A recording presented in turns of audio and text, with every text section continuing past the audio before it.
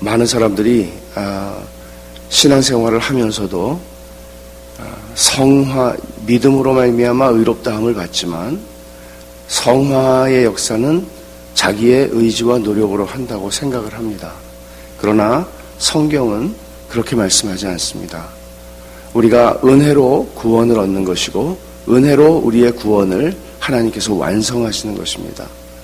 그러니까 우리의 행위가 성화에서 없다는 말씀은 아니지만 본질적으로 그 행위를 가능하게 하는 것은 하나님의 은혜의 능력입니다.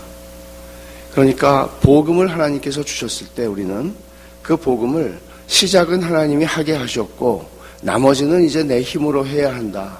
그런 것이 아닙니다. 처음부터 끝까지 이 구원을 시작하셨고 구원을 완성하시는 분은 오직 주님이십니다.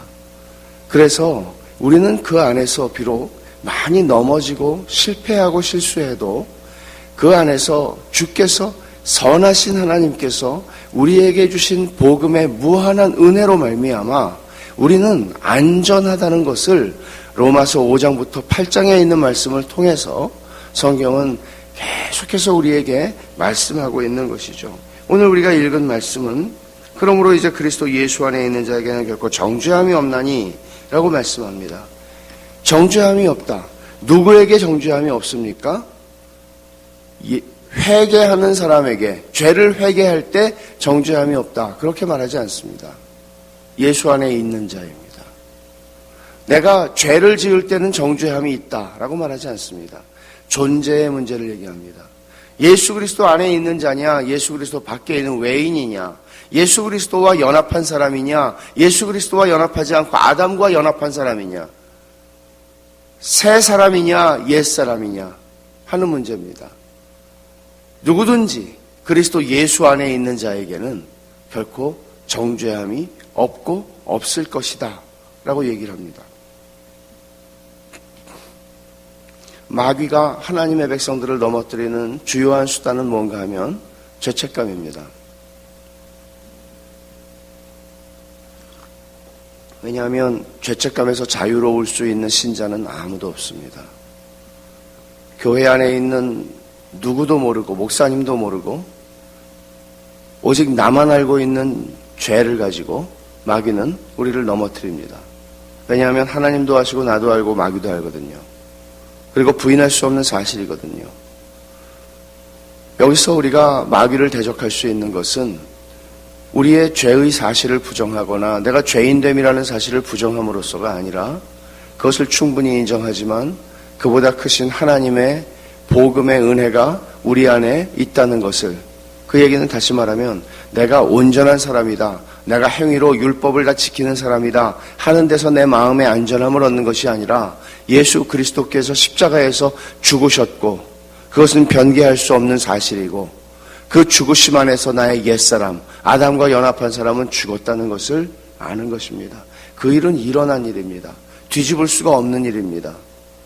우리들의 경험상으로는 일어나지 않았을지 모르지만 하나님의 눈앞에서는 일어난 사실입니다.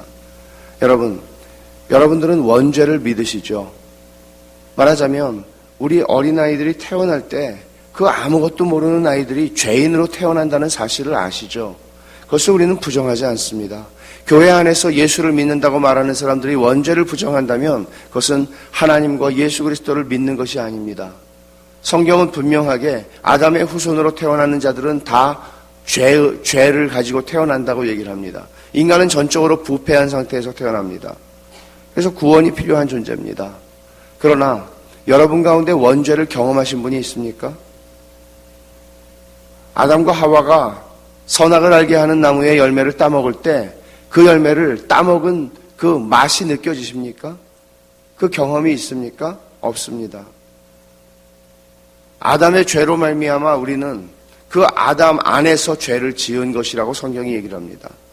그와 같이 하나님께서는 우리와 상관없이 우리를 구원하시는 것도 우리의 머리가 되시는 예수 그리스도께서 십자가에서 죽으심으로 우리의 죄의 문제를 해결하시고 우리에게 없는 의를 만들어 주시는 것을 통하여 우리에게 완전한 구원을 주셨다고 얘기합니다. 그래서 로마서 7장을 제가 어저께 다 다루지 못했는데, 로마서 7장이 하는 얘기는 율법이라고 하는 것을 사용해서 너희가 거룩해질 수 있다고 믿느냐? 천만에라고 얘기하는 겁니다. 율법이라고 하는 걸 통해서 율법을 내가 잘 지킴으로써, 십계명을 잘 지킴으로써 여러분이 거룩해질 수 있을까요? 안 된다는 겁니다. 그것이 바리새인들이 넘어졌던 부분입니다. 바리새인들은 십계명을 정말 빈틈없이 지키려고 애를 썼던 사람들이었습니다. 그런데 지키면 지킬수록 그들은 더 죄인이 되었습니다. 로마서 10장을 한번 가보죠.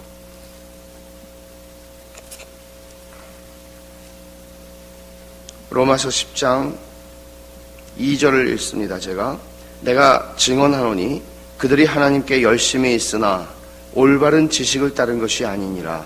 하나님의 의를 모르고 자기 의를 세우려고 힘써 하나님의 의에 복종하지 아니하였느니라. 누구 얘기예요? 바리새인들 얘기입니다. 유대인들 얘기입니다. 그들은 힘써 하나님의 의에 복종하지 않았다. 말이 안 되는 얘기예요. 그 사람들처럼 순종한 사람은 없어요. 그런데 이 이유가 뭐냐 하면 지식을 좇은 열심이 아니라는 겁니다. 지식이 없어서 망한 겁니다. 호세아 선지자의 이야기가 메아리치는 겁니다. 지식이 없어서 그들의 종교적 열심은 그 누구도 따라갈 수 없는 것이었지만 지식이 없어서 망한다는 것입니다. 여러분, 사람들이 하는 말이 있어요. 단순, 무식, 용감. 하나님의 교회는 이렇게 갈 수 있는 것이 아닙니다. 무식한 열정, 지식이 없는 열정은 정말 어려운 겁니다. 예수 그리스도를 믿는 사람들은 하나님을 아는 지식 위에 이 세상의 어떤 학문, 학위보다도 탁월한 지혜를 얻게 되는 사람들입니다. 하나님을 알기 때문입니다. 이것은 제가 그냥 하는 말이 아니라 생각해 보십시오. 장기판에서 훈수를 둘 때, 바둑판에서 훈수를 둘 때 훈수 두는 사람들의 눈에는 보이는데 정작 그 싸움을 하는 사람들에게는 안 보이는 게 참 많아요. 왜 그렇죠? 훈수 두는 사람이, 가운데서 있는 사람이 언제나 실력이 출중하기 때문에 훈수를 둘 수 있는 건 아닙니다. 이기려고 하는 사람들 눈에는 안 보이는 게 있습니다. 말하자면 하나님의 사람들, 신자들이 이 세상을 살아가는 것은 이 세상에서 안간힘을 쓰면서 내가 잘 살아보겠다고 정말 머리 터지게 싸우면서 살아가는 사람들하고는 다른 자리에 우리는 부르심을 받은 겁니다. 우리에게는 이 세상이 죽고 사는 문제가 아닙니다. 우리에게는 하나님이 우리를 위하여 예비하신 기업의 영광스러움이, 우리에게 하나님이 주실 영원한 유산이 있습니다. 아직 시작도 제대로 안 한 겁니다. 그래서 우리는 이 세상쯤이야, 이 세상에 이런 것, 이까지 것이라고 말할 수 있는 겁니다. 여기에 목을 메고 살지 않습니다. 그래서 손해를 보아도 크지 않습니다. 거짓말하면서 내가 이기려고 하지 않습니다. 그 사람들은 지혜로운 사람들입니다. 잠언은 기독교판 명심보감이 아닙니다. 잠언은 놀라운 복음으로 충만한 책입니다. 단순히 지혜롭게 사는 방법, 지혜로운 경영에 대해서 말하는 게 아닙니다. 잠언이 얘기하는 바 미련한 자와 지혜로운 자, 지혜로운 자는 믿는 자이고 미련한 자는 믿음이 없는 자입니다. 믿는 자는 지혜로울 수밖에 없습니다. 미련한 사람이 미련하면 절구통에 넣고 공이로 찧어도 벗겨지지 않는다 그랬습니다. 믿음이 없이는 이것은 불가능한 일이고, 믿음은 하나님의 선물이지 내가 갖겠다고 해서 갖는 것이 아닙니다. 믿는 사람들이 이렇게 살아간다고 할 때 그것은 하나님의 은혜예요. 이 근본의 문제, 하나님께서 믿음이라고 고린도후서 5장 7절에 말씀한 것처럼 우리는 눈에 보이는 것으로 행하지 않고 믿음으로 행합니다라고 얘기할 때에 예수 믿는 사람들은 눈에 보이는 감각적인 우리의 그저 이성적 판단과 계산에 의해서 움직여지지 않습니다. 그렇게 살아가지 않습니다. 그렇게 살아가는 존재가 아닙니다. 우리는 믿음의 눈을 떠서 하나님께서 우리에게 보여주시는 더 넓고 더 크고 하나님이 우리에게 주시는 그 영원의 관점을 가지고 우리는 이 세상을 볼 수 있는 사람들입니다. 그래서 하나님의 백성들에게 찾아오는 고난은 우리를 힘든 건 사실이죠. 돈이 없으면 배고픈 것이 사실이죠. 그러나 그것이 우리의 영혼을 좌우하지 않습니다.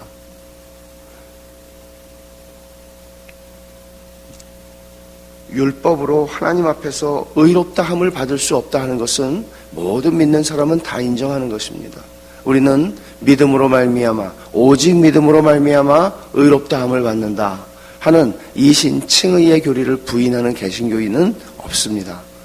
요즘에는 그런 사람들이 많이 일어나고 있기는 합니다만은 참 심각한 시대입니다. 우리나라에도 그렇게 신학을 공부하고 들어와서 교단에서 가르치고 있는 교수들도 적지가 않습니다. 말하자면 다시 종교개혁 이전으로 회귀하는 것과 같은 참 무서운 일들이 오늘날의 우리 보수적인 복음적인 신학계에서 일어나고 있는 일들입니다. 그런데 거기에 이 문제가 걸려 있는 것이죠. 하나님께서 믿음으로 말미암아 의롭다 하셨으나 행위로 심판하실 것이니 너희의 행위가 온전하지 못하면 너희들이 마지막에 가봐야 한다. 믿음으로 의롭다 함을 받았고 하나님의 자녀 그리스도 안에 들어왔으나 그리스도 안에서 너희들이 계속해서 존재할 수 있는 것은 행위를 통해서다 라고 하는 거짓된 가르침이 오늘날의 복음주의 안에 한국에도 많이 들어와 있습니다. 심각한 것입니다. 여러분이 이런 것들을 잘 분별할 수 없다면 다 넘어질 수밖에 없고 오늘날 신천지가 신천지만 아니겠습니다만은 신천지가 왜 그렇게 교회 안에 들어와서 교회를 흐트러 놓는가 그럴 수 있는가 지식이 없기 때문입니다. 여러분 부끄러운 것입니다. 신천지 출입금지 부끄러운 것입니다. 신천지 미혹함을 받은 사람들이 어디 가서 복음을 듣겠습니까? 그리고 그들이 들어와서 교회를 헤집어 놓는다 한들 여러분들이 진리 안에 굳건히 서 있으면 어찌 그들이 여기서 활동할 수 있겠습니까? 오직 복음을 들을 뿐이죠. 그리고 그들이 돌이킴을 하고 회개하는 일들이 일어나야죠. 이게 오늘 한국 교회가 회복해야 할 일입니다. 그것은 단순히 강단만의 문제가 아니라 성도들이 하나님의 말씀에 천착하고 그 진리를 알기를 깊이 추구해야 하는 것입니다. 여러분 오늘 7장 1절부터 바울 사도가 하는 말씀은 어떤 말씀인가 하면 결혼의 예를 드는데 여기서도 결혼한 사람이 성경에서는 기본적으로 오늘날 사회에서는 참 이혼이 많이 일어나고 있기 때문에 이 이혼이라는 문제를 다루기가 참 쉽지가 않습니다. 강단에서 하나님은 분명히 이혼을 기뻐하시지 않습니다. 다른 죄들을 기뻐하시지 않는 것과 마찬가지죠. 그런데 특별히 하나님이 이혼에 대해서 관심을 많이 가지고 그것을 반대하신다, 원치 않으신다, 싫어하신다 하시는 이유가 있습니다. 왜냐하면 이 결혼이라고 하는 것은 인간 사회에서 언약을 설명하는 가장 좋은 제도입니다. 전혀 알지 못하는 사람이 피로 엮여지지 않은 사람이 만나서 100년 해로한다 하는 말을 하는 것처럼 약속을 하는 겁니다. 그리고 그 약속을 지켜가는 겁니다. 하나님은 우리를 신부로 남편이 이 아내를 선택해서 사랑하기로 한 것으로 구약시대부터 신약시대의 모든 말씀에 흘러가고 있는 하나님과 우리를 설명해주는 관계를 설명해주는 중요한 게 결혼입니다. 만약에 이혼이라는 것이 일상화되고 그것이 그냥 보편적인 현상이라면 하나님이 우리가 싫다고 해서 처음에는 좋아서 결혼하셨는데 하나님이 우리가 말을 안 들으니까 나 너하고 도저히 못 살겠다 이혼하자. 그리고 우리를 버리시는 일이 없을 것이기 때문에 이혼이라고 하는 것을 하나님께서는 허락지도 기뻐하시지도 않는 것입니다. 중요한 것입니다. 우리는 요즘에 미국에서 결혼하는 젊은이들은 서약을 이렇게 하는 사람들이 있다고 합니다. 우리에게 서로를 사랑하는 감정이 식지 않을 때까지 우리는 사랑하겠습니다. 결혼 생활을 유지하겠습니다. 검은 머리가 팥불이 될 때까지. 우리 교회에서는 병들지라도 약해질지라도 우리가 어떤 상태에 있을지라도 우리는 이 사랑을 지키겠습니다. 그렇게 서약을 하죠. 결혼할 때. 그런데 사랑하는 감정이 있을 때까지라고. 그러니 함께 살 수 없죠. 거기에는 감정이 이끌어가는 삶이죠. 그러나 성경이 얘기하는 결혼은 언약에 대한 책임이 이끌어가는 삶입니다. 이 언약의 책임을 잘 감당할 때 하나님께서는 진실로 우리를 사랑하는 은혜와 능력을 주시는 겁니다. 제가 말씀드렸죠. 교회 안에서의 사랑이나 우리가 부부간의 사랑이나 다 오래 참음입니다. 오래 고통을 겪는 것입니다. 그렇게 해서 하나님은 사랑을 이루십니다. 그게 하나님께서 우리를 향하여 사랑을 이루어 가시는 방식입니다. 부부는 떨어질 수 있는 건 죽음밖에 없습니다. 부부가 헤어질 수 있는 길은 죽음밖에 없습니다. 그래서 죽음이 우리를 갈라놓을 때까지라고 말하는 겁니다. 그 전제에서 로마서 7장은 지금 전개가 됩니다. 처음에 아담과 연합했던 우리들은 옛사람은 죄 아래에 있는 사람이었고 율법 아래에 있는 사람이었습니다. 죄를 짓지 않을 길이 없습니다. 율법의 저주를 면할 길이 없습니다. 율법과 결혼한 사람이었습니다. 옛사람은. 그런데 율법과 결혼한 옛사람이 예수 그리스도께서 십자가에서 죽으실 때 죽었단 말이죠. 6장 6절의 한 말씀처럼. 율법과 결혼했던 내 옛사람이 죽었어요. 죽음으로써 율법과의 부부관계가 끝났다고 얘기합니다. 그리고 우리는 예수 그리스도께 새로 새 사람이에요. 새 사람으로 태어나서 새로 예수님에게 시집간 사람이다. 성경이 지금 그렇게 얘기합니다. 그런데 내가 자꾸 율법주의적인 신앙으로 흘러가요. 내가 뭘 잘하면 하나님 앞에 상 받을 것 같고 내가 뭘 못하면 하나님한테 죄스러워서 교회도 못 나오겠고 신앙생활도 제대로 할 수 없을 것 같아요. 늘 자기의 행위에 의해서 왔다 갔다 하는 그런 신앙의 상태를 수년 동안 유지하고 살아요. 이거는 영적인 간음이에요. 옛 남편에게로 돌아가는 거라고요. 다른 남자에게 가는 거라고요. 그게 지금 바울 사도가 로마서 7장에서 하는 얘기입니다. 여러분, 우리가 그저 연약해서 율법주의적인 신앙으로 간다. 그런 거 아닙니다. 그것은 영적인 간음입니다. 심각하게 말하는 겁니다. 여러분, 부부관계가 결혼을 하면 자식을 낳게 되는 것이죠. 열매가 있는 것입니다. 그런데 신앙생활을 오래도록 했는데 열매가 없어요. 신앙생활을 오래도록 했는데 그 열매라고 얘기하는 것은 거룩함입니다. 성화의 열매가 없어요. 신앙생활을 내가 50년을 했는데 신앙생활을 내가 모태신앙으로 평생을 했는데 열매가 없어요. 왜 그럴까요? 결혼생활을 제대로 안 했기 때문입니다. 율법주의 안에 들어가서는 거룩함의 열매를 맺을 수가 없습니다.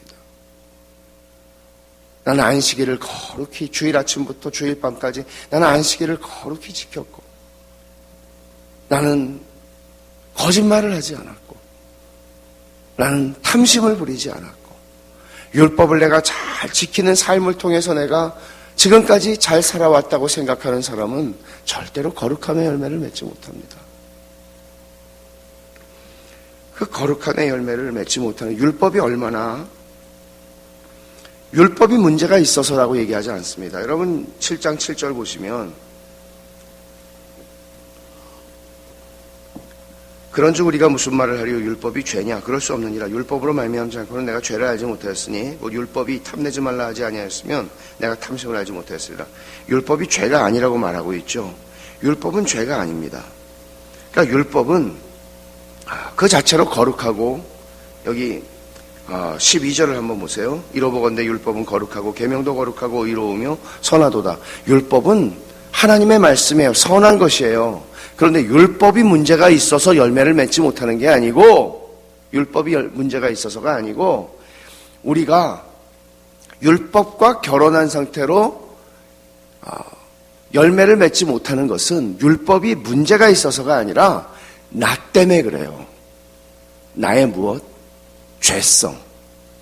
나의 죄성 때문에 율법과 결혼해서는 열매를 맺지 못한다. 그러면 율법과 결혼한, 여러분, 율법주의예요. 율법과 결혼하는 게 율법주의예요. 율법은 선하고 의롭고 거룩한 것이에요. 그런데 율법과 결혼해서 율법주의적 신앙, 이걸 지켰느냐 안 지켰느냐로 나를 판단하는, 그리고 나만 판단합니까? 율법주의가? 다른 사람도 판단하죠.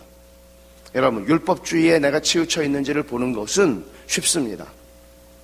내가 열심히 헌신하고 봉사하고 열심히 주님을 섬깁니다. 그런데 그렇게 하지 않는 사람을 보면 한심하고, 때로는 특히 교회 일을 할 때 그래요. 열심히 내가 교회 일을 하는데 저 사람도 교회 일을 열심히 해야 되는 연차이고 직분인데 안 해요. 나만큼. 그럼 그 사람이 미워져요. 그럼 여러분이 율법주의 안에 들어가 있는 겁니다. 쉽죠? 내가 다른 사람을 판단하는 근거가 되는 겁니다. 그렇게 가면 거룩함의 열매를 맺지 못합니다. 그렇게 되는 것은 내가 은혜 아래서 지금 살아가고 있지 않다는 얘기입니다.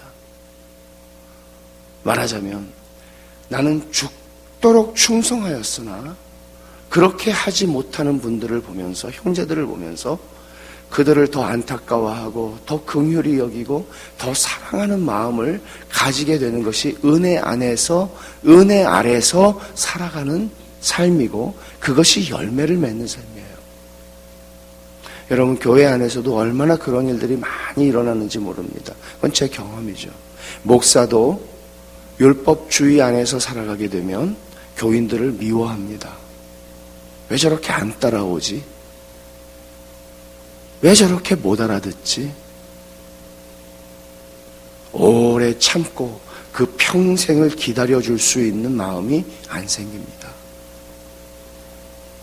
저 사람은 교회를 좀 옮겼으면 좋겠다. 도움이 안 되니까.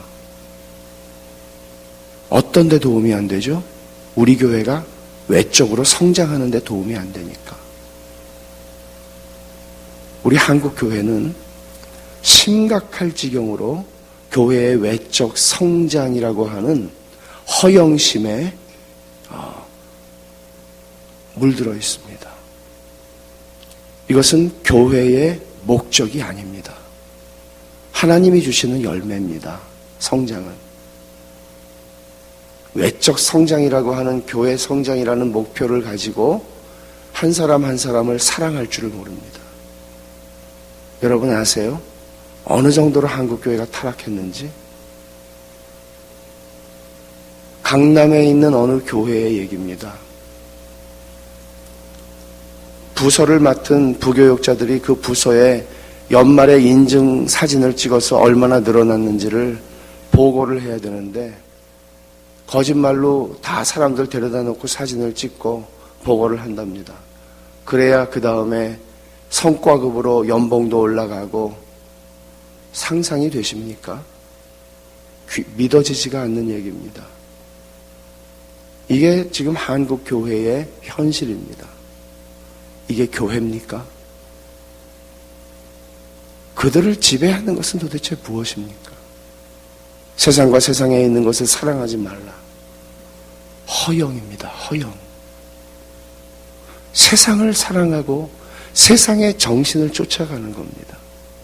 무엇이 하나님의 교회를 그 지경으로 만드는 걸까요? 율법주의입니다. 율법주의입니다. 여러분, 율법과 결혼해서 열매를 맺지 못하게 하는 우리의 죄성은 나의 성공과 성취와 허영과 나를 증명하는 게 율법주의입니다. 내가 얼마나 훌륭한 사람인지 아느냐, 나를 증명, 우리 교회가 얼마나 좋은 교회인지 아느냐, 우리를 증명하는 겁니다. 거기에 주님의 하나님의 이름이 거룩히 여김을 받으시오며라고 하는 우리 속에 있는 간절한 열망은 다 사라지는 겁니다. 죄성이라고 하는 것은 절대적으로 자기 의와 연결되어 있다고 그랬잖아요. 결국은 자기 증명이에요. 자기 증명. 나 신앙 얼마나 좋은지 알아? 나 기도 얼마나 많이 하는 사람인지 알아? 나 얼마나 성경을 달통한 사람인지 알아? 내가 얼마나 소그룹을 잘 인도하는지 알아? 내가 얼마나 교회의 일을 잘하는지 알아? 나를 증명하는 겁니다. 결국은 그저 칭찬을 먹고 사는 거고 사람들의 박수갈채를 먹고 사는 겁니다. 그리스도와 함께 십자가에 못 박혀 죽었나니 라고 말하는 사람은 그런 율법주의적 당근에 의해서 살아가는 사람이 아닌 거예요. 그러니 율법이 와도 여기 한번 말씀을 한번 보죠. 7장 8절을 보시면 그러나 죄가 기회를 타서 계명으로 말미암아 내 속에서 온갖 탐심을 이루었다. 죄가 기회를 타서 계명으로 말미암아 내 속에서 각종 탐심을 이루었다. 계명이 오면 율법은 좋은 건데 율법이 좋은 건데도 불구하고 내 죄성이 얼마나 가공할 만큼 무섭게 속이는 기만적인 것인지 율법은 선한 건데 율법이 오니까 율법을 기회를 타서라는 말은 무슨 말인가 하면 지렛대로 이용해서 그러니까 여러분 이렇게 무겁고 큰 것들을 옮길 때 우리는 지렛대를 사용합니다. 그렇죠? 그러면 힘을 받아서 옮길 수가 있죠. 그러니까 내가 평상시에 짓는 죄가 있는데 율법이 오니까 율법을 지렛대로 이용해서 도리어 나를 더 의롭게 치장하면서 죄를 짓더라는 거예요. 바울 사도가 사도가 되기 전에 부활하신 주님 만나기 전에 이 사람은 너무너무 자기가 의롭다는 자기 의의 충만이었습니다. 모든 율법을 자기가 의롭다고 하는 것을 증명하는 데 쓴 겁니다. 어저께 제가 뭐라고 말씀드렸어요? 율법을 주신 것은 거울로 내 비참함과 더러움과 부패함과 냄새나는 것을 보라고 하나님이 율법을 1차적으로 주신 목적이 거울이다.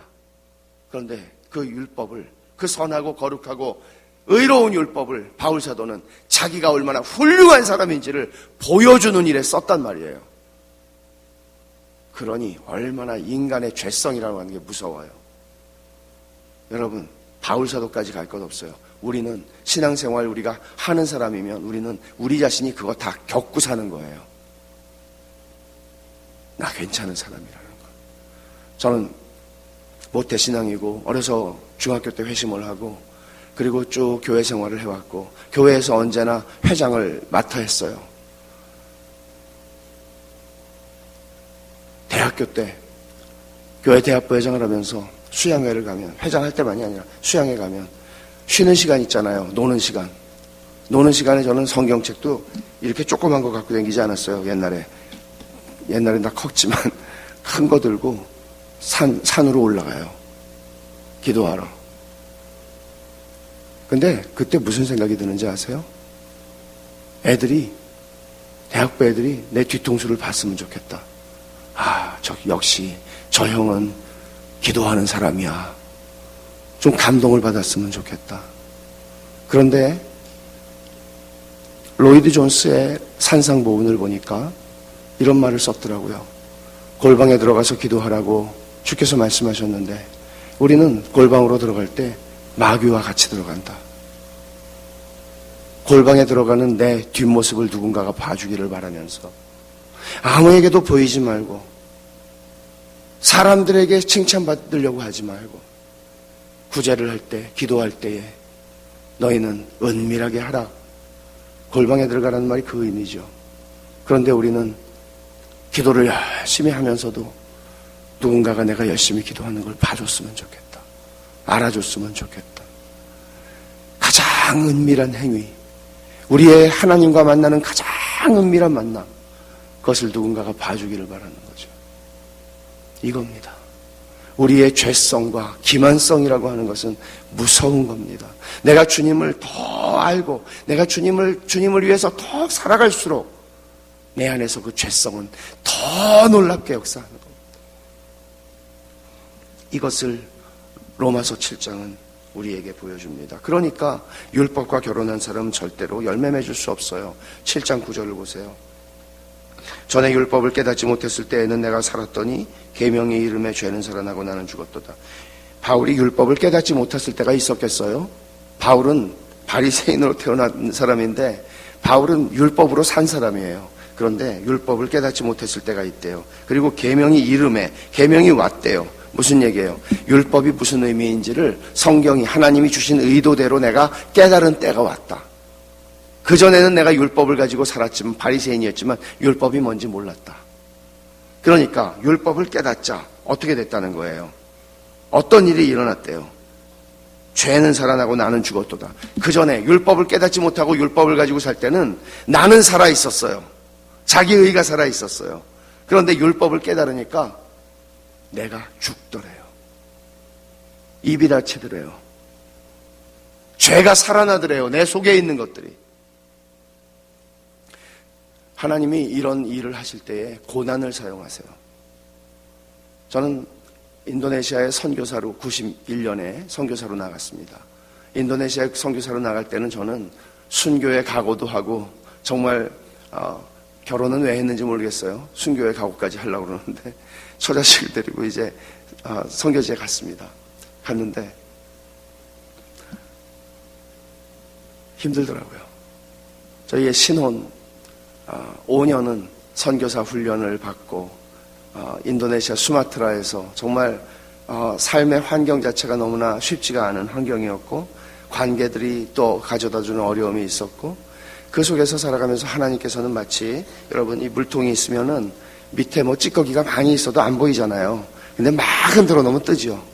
그런 것처럼 고난이라고 하는 환경 속에서 하나님께서 우리를 흔들어 놓으시니까 저는 너무 괜찮은 사람이라고 생각했어요. 저처럼 믿음 좋은 사람 별로 없다고 생각했어요. 그러고 선교지에 갔으니 하나님이 흔드시지 않으면 어찌 사랑하는 아들이겠습니까? 막 흔들어 놓으시더라고요. 그러니까 제가 누군지를 알았어요. 율법이 드디어 보이기 시작한 겁니다. 네? 하나님께서 사랑하는 자녀들을 그렇게 다루십니다. 그러니까 우리의 인생이라고 하는 것에 하나님이 우리에게 주시는 고난이 있다면 그 고난은 우리가 C.S. 루이스가 고난에 대해서 이렇게 말을 했어요. 고난은 하나님의 메가폰이다.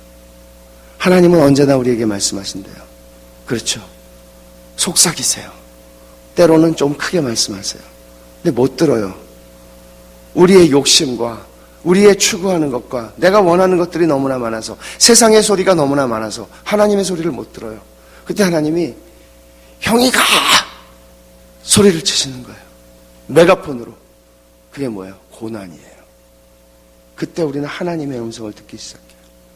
하나님의 말씀이 언제나 하시던 말씀을 하나님의 말씀이 읽혀지기 시작해요.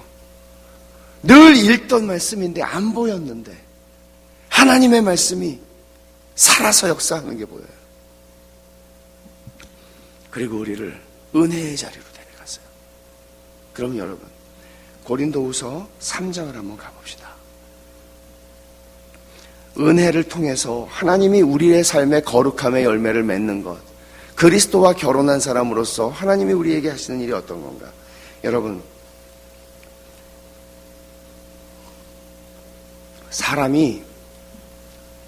하나님께서 사람을 어떻게 변화시키시는가? 율법으로 변화시키는 건 아니에요. 은혜로 하시는 것이에요. 은혜로 하는데 3장 18절을 보면 한번 같이 한번 읽어보십시다. 시작. 우리가 고린도후서 3장 18절입니다. 고린도 후서 3장 18절. 아주 중요한 말씀이고 어려운 본문입니다. 고린도 후서 3장이 어려운 본문인데 그 말씀을 정리하면서 바울 사도가 이렇게 쓰고 있죠. 시작.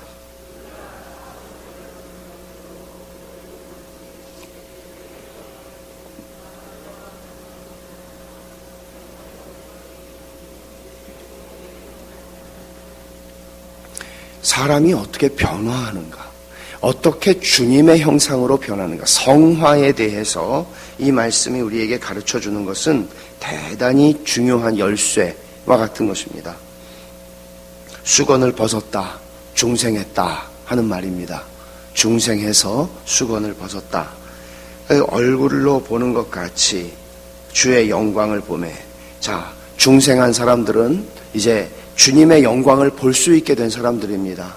주님의 영광을 본다는 말은 4장 6절에서 다시 설명을 하고 있기는 합니다만은 제가 그저 이 말씀으로 설명을 드릴게요. 주님의 영광을 본다. 이것은 출애굽기 32장과 33장을 배경으로 해서 쓴 말씀입니다. 출애굽기 32장에서 이스라엘 백성들은 우상숭배, 금송아지를 섬겼고 이제 모세는 하나님께서 내가 너희와 동행하지 않겠다 하는 말씀을 듣고 하나님 앞에 나가 기도합니다. 하나님이 함께 가시지 않으면 저는 안 가겠습니다. 그리고 33장 18절에서 모세는 하나님의 영광을 보여주십시오. 그렇게 기도를 해요. 하나님의 영광을 보여주십시오. 하나님을 보는 것이에요. 그런데 하나님께서 내가 같이 가마 약속하시는데도 모세는 움직이질 않아요. 영광을 보여주세요. 확증이에요, 확증. 영광을 보여달라고 그래요. 그러면 여러분, 이 세상에서 인간이 할 수 있는 기도 중에서 최고의 기도가 이것입니다. 하나님의 영광을 보게 해주십시오. 하나님의 영광을 본다는 게 어떤 의미일까요? 모세가 하나님의 영광을 보여달라고 그러니까 하나님께서 그래, 보여주마 말씀하세요. 그런데 나를 보고 살 자가 없으니 내가 내 등을 보여주겠다고 그러시죠. 그런데 그 말씀들을 하시면서 하나님이 하신 아주 우리가 주목해야 하는 말씀이 있어요. 나중에 여러분 그 말씀들을 한번 찾아서 읽어보세요. 출애굽기 33장 19절에 하나님께서 뭐라고 말씀하시나 하면 영광을 보여주세요 라고 모세가 기도하니까 내가 나의 모든 선함을 너에게 보여주겠다. 우리 그 전에 개역 성경에서는 내 모든 선한 형상을 보여주겠다. All my goodness 라고 얘기를 했어요. 내 모든 선함을 너에게 보여주겠다. 영광을 보여주세요. 하나님이 내 선함을 보여주겠다. 영광, 하나님의 모든 선하심이 곧 하나님의 영광이라는 것이죠. 하나님의 선하심을 내가 다윗이 시편 34편에 너희는 여호와의 선하심을 맛보아 알지어다 라고 말한 것이 하나님의 영광을 맛보고 본다는 것이에요. 그러면 하나님의 영광을 우리는 어떻게 볼 수 있나요? 우리는 예수 믿는 사람들은 이 말씀에서 거울로 보는 것 같이 주의 영광을 보매 그와 같은 형상으로 변화하여 영광에서 영광에 이르니 곧 주의 영으로 말미암음이니라 했습니다. 그런데 이 말씀의 전후 문맥을 전체를 보면 이것은 우리가 하나님의 영광을 본다는 것은 눈으로 본다는 뜻이 아닙니다. 여러분 무슨 기도원에 가서 기도하면서 무슨 하나님의 환상을 봤다 그런 얘기하는 것 아닙니다. 이 영광을 본다는 의미는 수건을 벗어서 영광을 본다는 것은 하나님의 복음의 말씀을 통해서 그 말씀 안에 계시된 하나님의 영광을 본다는 의미입니다. 그러니까 더 정확하게 말하자면 하나님의 영광을 보는 것은 눈으로 보는 게 아닙니다. 하나님의 영광을 보는 것은 귀로 보는 것입니다. 우리는 하나님의 말씀을 듣습니다. 하나님의 말씀을 물론 읽습니다마는 하나님의 말씀이 복음이 우리에게 들려질 때에 그 들려지는 복음을 통해서 우리는 그 진리의 복음 안에서 하나님의 영광을 보는 겁니다. 그러니까 예수를 믿는 사람들이 전적으로 하나님의 말씀을 떠나서는 안 되는 것이 이 말씀을 떠나서는 주의 영광을 볼 수가 없고 주의 영광을 보매 뭐라고 그랬어요?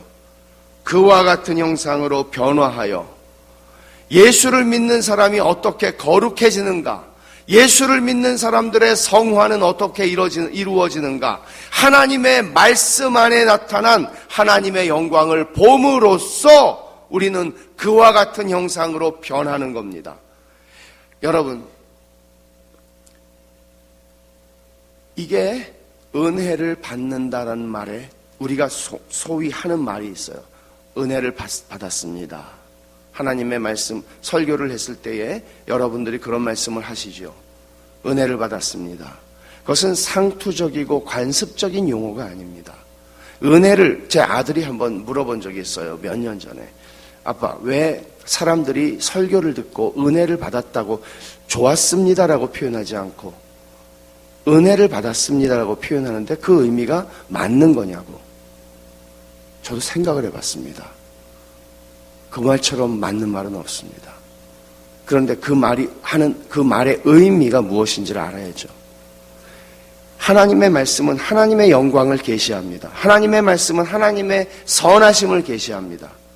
그 선하심과 영광 앞에서 나는 얼마나 배은망덕한 존재이고 나는 얼마나 먼지 같은 존재이고 티끌 같은 존재인지를 하나님의 영광을 그 말씀 안에서 인식하게 될 때에만 우리는 내가 누군지를 압니다. 그래서 하나님의 영광과 그 무한 광대하심을 말씀을 통해서 내가 인식하게 될 때, 보게 될 때 나는 얼마나 아무것도 아닌 존재인지, 나는 얼마나 중요하지 않은 존재인지, 티끌과 같고 먼지와 같은 존재인지를 보게 돼요. 그 하나님의 크심과 나의 작음을 인식하는 것이 우리에게는 은혜로 경험되는 겁니다. 은혜라는 말의 의미는 받을 자격이 없는 자에게 주어지는 사랑입니다. 선물입니다. 너무나 마땅하고 하나님 저한테 왜 이렇게 하세요? 섭섭해요. 이렇게 기도를 하는 사람은 은혜가 뭔지를 모르는 겁니다. 그러나 그렇게 기도를 하면서 주 앞에 나아가던 사람이 은혜를 받으면 하나님의 말씀 안에서 하나님이 어떤 분이신지를 보게 되면 그때 그는 하나님 왜 나는 하나님 잘 섬기는데 하나님 왜 나한테 이렇게 하세요? 이렇게 기도하던 분이 하나님은 선하사 선을 행하시는 분이십니다. 시편 119편에 주는 선하사 선을 행하시오니 하나님이 내게 행하신 것은 다 선하신 것입니다. 마땅한 것입니다. 고맙습니다, 주님. 이렇게 바뀌는 거예요. 이게 은혜가 만들어내는 거룩함의 열매예요. 이런 은혜를 받은 사람들은 다른 사람들을 정죄하지도 판단하지도 않아요. 은혜로운 사람이 돼요. 하나님이 은혜로우시기에 은혜로운 사람이 돼요. 이게 진짜예요. 주의 영광을 보매 그와 같은 형상으로 변하여 영광에서 영광으로 이르니 이게 누구의 일이라고요? 성령님의 일이라고요. 주의 영으로 말미암느니라. 그러니 여러분, 복음의 진리 안에서 율법주의적인 요소들을 발견해내는 사람이 어떻게 거룩함의 열매를 맺어요? 복음의 진리 안에서 하나님의 선하심을 보고 또 새롭게 경험하고 천국에 가서 영원이라고 하는 시간을 보낼 때 여러분 좀 지겹지 않을까요? 혹시 그런 생각 안 해보셨어요? 영원히 살면 좀 지겹지 않을까? 저는 정말 아담 막 그때 그 창세기 5장 읽으면 이분들 참 괴로웠겠다 싶어요. 오래 살아가지고 인간이 100년 정도도 못 사는 게 저는 너무 감사해요. 꺾어진 게 얼마나 감사한지. 이 풍진 세상 뭐 볼 게 있다고 오래 살겠어요. 우린 갈 데가 있는데 기다리는 게 있는데. 그러니까 여러분, 우리가 이 땅을 살면서 가지는 소망 분명해야 돼요. 분명해야 돼요. 그래서 이렇게 우리는 성령의 역사로 성령께서는 진리를 우리에게 조명하심으로 진리를 조명하셔서 그 안에서 하나님의 영광을 보게 하시면 우리는 변해요. 그러니까 여러분 한번 돌이켜보세요. 여러분 신앙생활 지금까지 하시면서 여러분이 진짜 큰 은혜를 받은 일, 그게 여러분들을 정말 변화시키지 않던가요? 여러분들이 그냥 매일 결심하고 그게 여러분들을 변화시키나요? 은혜를 받아서 결심하는 겁니다. 은혜를 받아서. 그리고 그 은혜가 사실은 우리를 바꿔내는 겁니다. 삶에 정말 잊어버릴 수 없는 큰 은혜를 받은 사건들이 있어요. 사람이. 근데 그때 마치 인생에서 한 수백 미터를 그냥 확 점프를 한 것처럼 그렇게 우리는 변해요. 그러니까 여러분 신앙생활 하면서 더 큰 은혜를 사모하셔야 돼요. 여러분의 생애에서 지금까지 큰 은혜를 받은 경험들이 있으시겠지만 그 은혜보다 더 큰 은혜를 우리는 사모해야 되고 하나님은 그 큰 은혜를 주세요. 그러니까 그거는 언제까지 지속되느냐? 천국에서 영원히 살 때에 영원히 살면서도 우리는 하나님을 영원히 더 많이 알아가게 될 것이고 더 많이 하나님을 사랑하게 될 거예요. 영원히. 왜냐하면 우리는 천국에서 영원한 존재가 되기는 하지만 우리는 여전히 피조물이기에 무한하신 하나님, 영원하신 하나님을 평생이 아니지 영원히 알아가는 기쁨을 누릴 겁니다. 이것이 천국이에요. 그래서 오늘 로마서 8장으로 다시 돌아가면 그러므로 이제 그리스도 예수 안에 있는 자에게 결코 정죄함이 없다. 이것은 우리를 쥐었다 놨다 하는 하나님이 아니라 그리스도 예수 안에 이미 들어오게 하시고 결혼해서 나는 이혼 안 해. 네가 무슨 짓을 해도 나는 너를 안 버려. 이게 결혼이에요. 그 메시지를 주신 거예요. 그러니까 예수 믿는 사람이 살인할 수 있을까요? 예수 믿는 사람이 간음할 수 있을까요? 할 수 있어요. 의도적으로 하진 않아요. 할 수 있어요. 다윗이 그걸 보여주잖아요. 다윗은 아주 정말 치졸한 범죄를 한 사람이죠. 그 사람이 은혜 안 받아서 하나님을 믿지 않는 사람이서가 아니라 하나님 정말 잘 믿었던 사람이잖아요. 다윗이 범죄하기 전에 쓴 시들을 보세요. 그 범죄했어요. 그러나 하나님은 그를 버리지 않으세요. 이 정도라는 얘기입니다. 이 정도라는 얘기입니다. 하나님이 우리와 결혼하신 이야기는 이 정도. 우리를 예수 그리스도와 결혼시키 시집 우리에게 율법과 결혼했던 옛사람 죽여버리고 율법과 죽음으로써 끝난 거고 이제 그리스도께 시집 온 신자들 그들을 주께서는 버리지 않으십니다. 여러분이 어떤 문제에 봉착하고 어떤 타락을 해도 버리지 않습니다. 회개하여 돌이키게 하시고 그러나 범죄할 때 다윗이 기도했던 것처럼 기쁨을 잃어버리게 됩니다. 결혼 생활의 기쁨을 잃어버립니다. 그래서 요한일서에서 그는 미쁘고 의로우사 너희가 자백하면 너희를 받으신다고 말합니다. 신자들의 회개는 신자들이 짓는 죄는 불신자가 짓는 죄하고는 차원이 달라요. 불신자가 짓는 죄는 다 지옥 가는 죄예요. 신자가 짓는 죄는 하나님 아버지의 마음을 상하게 하고 아버지와 나의 관계를 불편하게 하는 것들입니다. 지옥 가게 하는 죄가 아닙니다. 왜냐하면 지옥 가게 하는 형벌은 주님이 다 받으셨기 때문에 그렇습니다. 우리는 의로워져야 되는데 주님 앞에 가려면 100% 의로움을 율법이 요구하니까 의로워져야 되는데 그것도 주님이 다 이루셨습니다. 여러분은 참 좋은 교회를 다니시는 거예요. 우리 장로 교회가 가지고 있는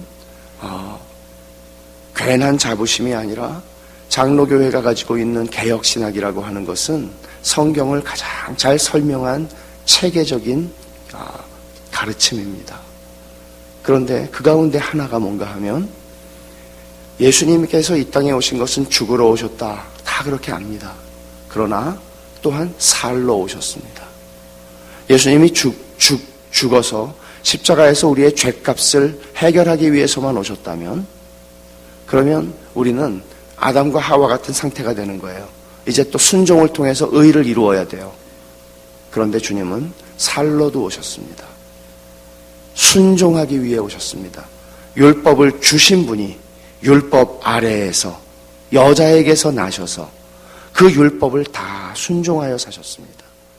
죽으러만 오셨으면 15살에 죽으셔도 돼요. 그런데 율법을 성인으로서 율법을 완벽하게 하나님을 사랑하되 목숨을 다하여 하나님을 사랑하셨고 이웃을 사랑하되 원수까지도 자기 자신을 사랑하심 같이 사랑하셨습니다. 우리가 하나님과 원수 되었을 때에 그렇게 율법을 완전하게 살인하지 말라 하는 말을 너희가 들었거니와 미워하는 자는 살인한 자다. 주님은 미워하지 않으셨습니다. 그렇게 주님은 율법을 완전히 순종하셔서 그 의를 율법을 순종하심으로써 의를 얻으셨고 그 의를 믿는 자들에게 거저 주시는 겁니다. 그러기에 우리는 단순히 내 죄를 가져가신 것이 아니라 내게 없는 의를 주심으로써 지금 죽어도 하나님 아버지 앞에 흠도 없고 점도 없고 주름 잡힌 것도 없는 우리 주 예수 그리스도의 그 모습으로 서게 만드신 겁니다. 스가랴서에 보면 대제사장 여호수아가 서 있는데 더러운 옷을 입고 하나님 앞에 서 있습니다. 사탄이 나타나서 고소합니다. 이놈 보라고, 이 더러운 놈을 하나님 심판하지 않고 뭐 하시느냐고. 그런데 하나님이 뭐라고 그러세요? 새 옷을 입히라고 그러죠. 탕자가 돌아왔습니다. 아버지가 어떻게 합니까? 야 이놈아, 너는 죗값을 받으려면 10년은 거저 봉사해라. 아니죠. 속히 너희는 새 옷을 갖다 입히고 가락지를 끼우고 신을 신겨라. 하나님 앞에서 우리는 지금 내가 살아있는 모습으로 계산해서 이슬람 교도들이 믿듯이 나의 선행과 나의 악행을 하나님이 저울로 재서 선행이 더 무거우면 천당 가고 악행이 무거우면 지옥 가고 그렇게 하시는 건 아니죠. 누구든지 예수 그리스도 안에 있는 자에게는 정죄함이 없나니. 지금 여러분들이 예수 그리스도 안에 있습니까? 여러분들은 거듭난 하나님의 자녀들입니까? 여러분들은 주 예수 그리스도를 여러분의 구주요 주님이신 것을 그저 입으로 고백하고 영접기도 했다 말고 정말 여러분들은 그분이 여러분의 삶의 모든 것입니까? 여러분은 하나님을 사랑하십니까? 여러분들은 하나님의 말씀을 사랑하십니까? 여러분들은 우리는 살아도 죽어도 주를 위하여 살고 죽기를 원한다고 그렇게 살지 못하고 넘어지는 거 알지만 하나님께서 우리에게 주시는 그 마음을 가지고 계십니까? 여러분들은 여러분에게 주신 이 그리스도의 핏값으로 주신 구원을 소중히 여기고 여러분들은 여러분들의 평생을 두렵고 떨림으로 이 구원을 끝까지 이루어가는 일을 원하십니까?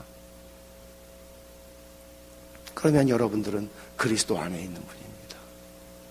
그리고 여러분들은 언제 어떻게 하나님이 데려가셔도 여러분들은 정죄함을 받지 않을 것입니다. 그것을 바울 사도가 우리 같이 한번 읽고 마치겠습니다. 8장 뒷부분입니다. 8장 35절부터 마지막 절까지 우리 같이 한번 좀 큰 소리로 함께 선언하듯이 같이 한번 읽겠습니다. 35절입니다. 시작. 누가 우리를 그리스도의 사랑에서 끊으리요? 환난이나 공고나 박해나 기근이나 적신이나 위험이나 칼이랴. 기록된 바 우리가 종일 주를 위하여 죽임을 당하게 되며 도살당할 양같이 여김을 받았나이다 함과 같으니라. 그러나 이 모든 일에 우리를 사랑하시는 이로 말미암아 우리가 넉넉히 이기느니라. 내가 확신하노니 사망이나 생명이나 천사들이나 권세자들이나 현재일이나 장래일이나 능력이나 높음이나 깊음이나 다른 어떤 피조물이라도 우리를 우리 주 그리스도 예수 안에 있는 하나님의 사랑에서 끊을 수 없으리라. 신자들은 모든 형편 속에서 이 확신을 가지고 사는 사람들입니다. 이 확신을 주려고 바울 사도는 로마서 8장까지를 지금 쓰고 있습니다. 이 확신을 가지고 우리는 여러분, 우리 교회 역사에 순교자들이 많죠. 순교자들은 바로 이 확신을 가진 사람들이었습니다. 죽음도 갈라놓을 수가 없습니다. 고난도 갈라놓을 수가 없습니다. 내 모든 걸 다 신앙 때문에 뺏겨도 갈라놓을 수 없습니다. 하나님께서 나에게 주신 영광이 너무나 커서 그 영광을 세상의 영광이 눈에 보이질 않습니다. 세상의 사람들은 그 영광 앞에 무릎 꿇고 그 영광 앞에 절하지만 그 세상의 영광을 나는 추구하고 싶지 않습니다. 더러 유혹에 빠질 때는 있지만 하나님의 영광을 나는 볼 때 그 영광 앞에 이 세상의 영광은 다 잿빛에 불과한 것입니다. 그러니 여러분, 이 세상에서 뭘 그리 출세하고 성공하고 잘 살아보겠다고 수단과 방법을 가리지 않고 살아가겠습니까? 우리는 하나님의 영광을 보매 그와 같은 형상으로 변하여 영광에서 영광에 이르는 존재들입니다. 이 놀라운 여러분이 위의 것을 찾지 않고 하나님의 영광을 보는 은혜를 입지 않으면은요, 백이면 백 우리는 다 세상 영광에 취하고 세상 영광 허영 추구하고 살아갑니다. 그러니 은혜를 받는다는 의미가 무엇인지를 분명히 아시고 새해에 정말 하루를 살아도 은혜를 받고 사십시오. 그 은혜가 여러분을 변화시킵니다. 교회 안에서 보낸 세월이 여러분을 변화시키지 않아요. 저는 교회 안에서 오래 살았지만 너무너무 나쁜 모습으로 변화된 분들을 봅니다. 율법주의가 만들어내는 열매입니다. 율법주의와 나의 죄성이 만들어내는 열매입니다. 여러분, 경건한 어른이 되십시오. 세월이 어른을 만들지요. 그러나 경건한 것은 세월이 만들지 않습니다. 은혜 받아야, 은혜 받고 산 세월의 축적이 경건한 어른으로 우리를 만드는 것입니다. 성화의 교리를 우리의 아이들의 세대들이 성화의 교리를 믿을 수 있도록 살아주십시오. 성화를 믿지 않습니다. 성화를 가르치지만 사람들이 성화를 믿지 않습니다. 왜? 나도 안 변하는데 뭘 변하겠어. 목사님이 성화에 대해서 가르칠 때 우리의 젊은이들이 봐라, 저 경건한 어른들이, 여기에 계신 이 어른들을 봐라, 우리도 저렇게 우리의 인생을 경건하게 늙어가고 싶다. 저것처럼 세상에 멋진 것은 없다. 이게 우리가 가야 하는 영광스러운 길이에요. 기도하겠습니다.